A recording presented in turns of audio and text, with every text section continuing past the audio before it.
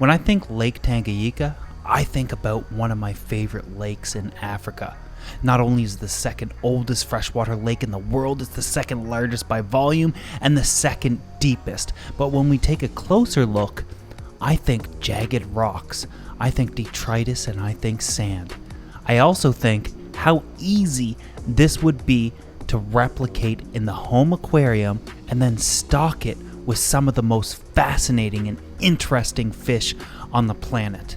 Now you guys will remember that we have a tank full of Frontosa. You'll also remember that over a month ago we got some more Frontosa, but these are black widows. Of course, you'll also remember that they've been inhabiting the same tank for a few days, and now it's time to scape their aquarium. But we have to keep a couple of things in mind. We're also going to be adding in some Lake Tanganyikan African shell dwellers, creating an absolutely fascinating habitat that we will be able to compare to not only the shell dwellers and how they're acting and interacting with an environment containing natural predators, which we've kind of done before, but we're also going to leave behind half the colony in a 40-gallon breeder for something to compare to. Now, the rocks that I'm going to be using are just common rocks that I found on the side of the highway. In fact, they were under a bridge. I grabbed a handful of them, I tested them, I treated them, and then I washed them. Mind you, I'm not going to go over that in this video because we've already done it in the past. And if you want to see me in dad jeans, go ahead and watch that video. The information and knowledge that I applied there literally still applies to today. Now, I started off this 180-gallon aquarium, of course, by building out the filtration. And then on the base of the aquarium, I added some basic egg crate, or lighting diffuser is what it's most commonly known as. This is going to allow me to add in some really heavy rocks without adding any specific pressure points to the aquarium. Now, given that this is a glass tank, this egg crate, or lighting diffuser, whatever you prefer to call it, is incredibly important. I wanted to start this off by mimicking what I see in videos that I see on YouTube that you guys have seen 100 times as well. And if you haven't, I highly suggest you searching up whatever your favorite fish is or whatever your favorite location is, followed by, keywords like underwater, in the wild, stuff like that. And just go ahead and see what you're actually trying to mimic, because a lot of the times it's going to be an eye-opener. But for me, I knew I was going to use some jagged rocks, just kind of stacked up. The rocks that I collected, I only actually got a couple of big ones. I think it was actually 3.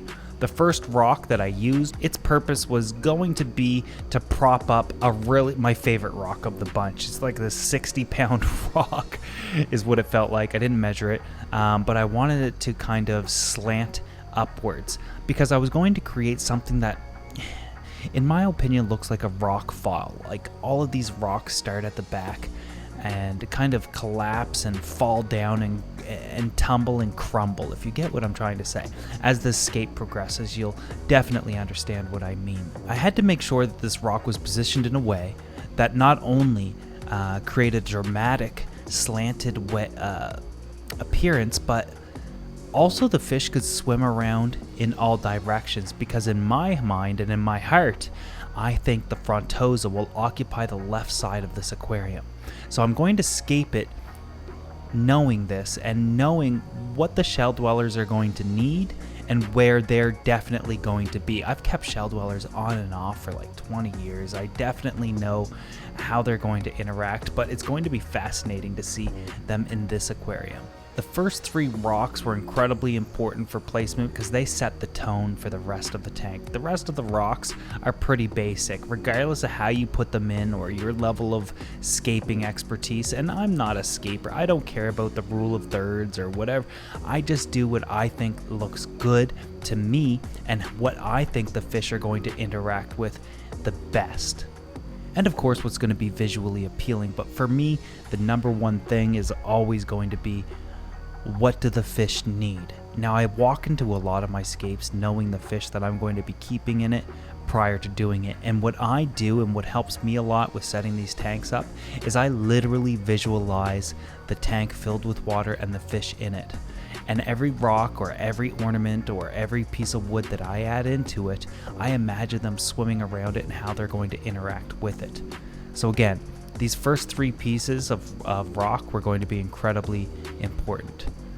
Followed by then, all I'm trying to do is create a bunch of caves and trying to make it look like this might be something that naturally happened. Now, if I were to do a Lake Malawi tank, which is also found in Africa, the Malawi Lake seems to have more rounded rocks, doesn't it? But Lake Tanganyika has more jagged. Both of them have equal amount of detritus and debris all over the place and the same type of sand. But when it comes to the differences between the two, I always envision a Lake Tanganyika tank having jagged rocks. And I'm curious to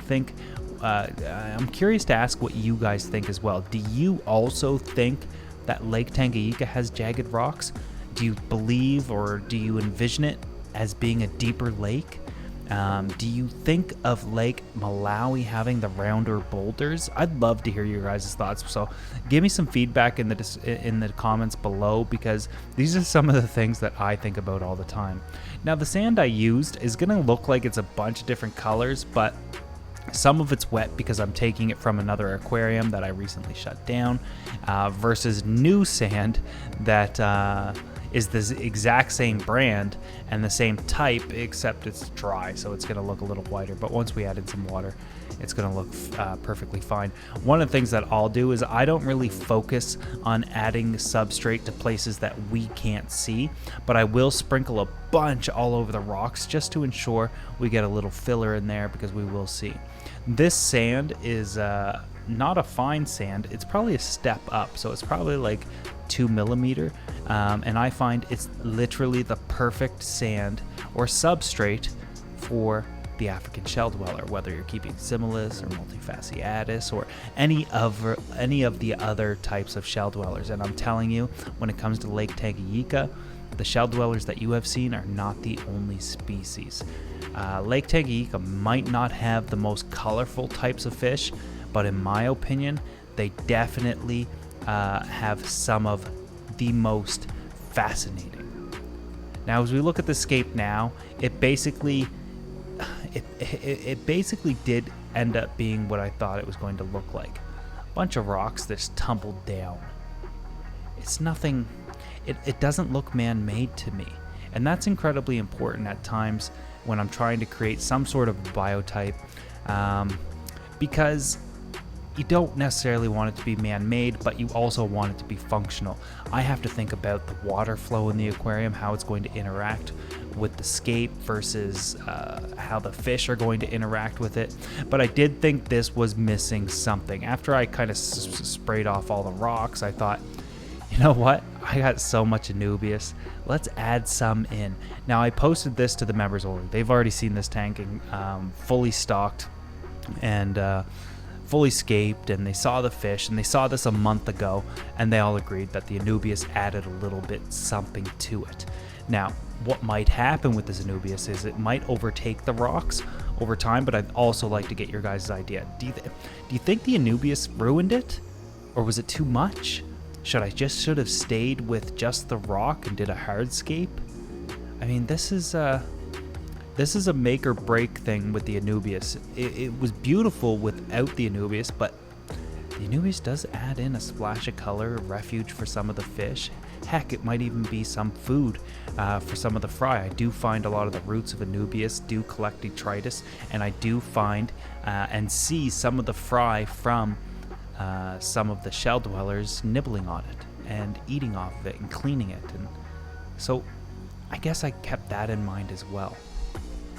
Now, of course, with the scape fully done, all we have to do is fill it up, set the filter up, and add the fish. Mind you, where are we going to add in the shell dwellers? They're going to be to the base of the scape itself. They're going to stay to the right side. Like I said, I hope the frontosa stays to the left and the shell dwellers stay to the right. And then I hope to see some natural behavior out of those shell dwellers. With a natural predator in the tank, it's going to be incredibly fascinating to see the differences between this aquarium and the aquarium where they occupy it all to themselves. I'd love to know your guys' thoughts on this tank though, and if you're excited about seeing what's to come and how everybody interacts, and of course if we made the right choice here. And do we need any more fish added? I guess in one of the next videos, we'll of course get that filter up and going and add the fish in and see exactly how these fish will interact with this scape. And I got to admit, you know, the Oscar tank was amazing. The brackish water Archer aquarium was different and so fascinating for me. The piranha aquarium was my favorite of the three, but I'm back to leaning on this one. This is now my favorite aquarium out of the last three that we set up, or four, I guess. But it leads me to wonder, we have 2 more 180-gallon aquariums, and I have no clue what I want to do there. I have some ideas, but I'd love to get your guys' feedback as well, so let me know in the comments section below. I'll see you guys in the next video, and if you're impatient, you can't wait to see what's next, just join the members only. Click that join button right below this video, and you got a lot of catching up to do. I'll see you guys in the next video.